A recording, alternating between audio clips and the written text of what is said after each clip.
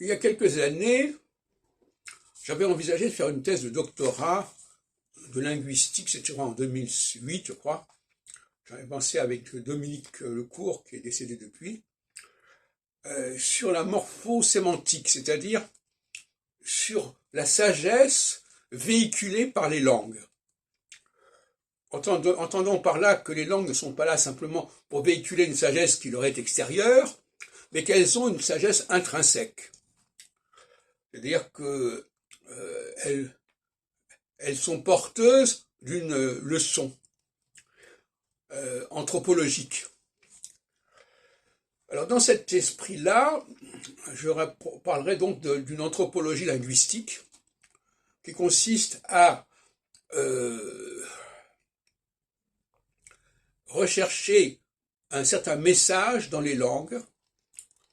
J'en parle d'ailleurs dans un ouvrage qui s'appelle « Penser le soleil et la lune », je crois, qui est en ligne sur le site L'Arbre d'Or.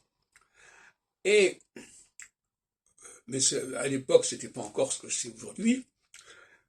L'anthropologie ici, c'est par exemple le rapport entre le singulier et le pluriel. C'est le rapport entre le masculin et le féminin. Donc ça, ce sont des notions qui sont au cœur de la plupart des langues, mais qui, dans certains cas, ont été corrompues, c'est-à-dire ont été vidées de leur sens.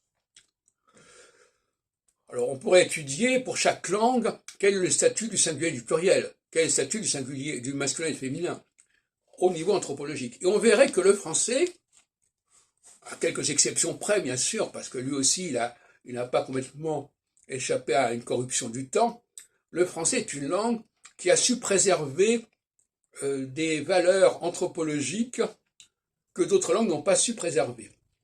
Et je pense notamment, j'en ai déjà parlé, mais c'est l'occasion d'en reparler, en ce 30 décembre 2022, au rapport entre le singulier et le pluriel. C'est une notion politique fondamentale, puisque quand on a une élection, c'est le pluriel qui va désigner un président, par exemple. Bon. Donc c'est bien le rapport du pluriel au singulier ou du singulier au pluriel.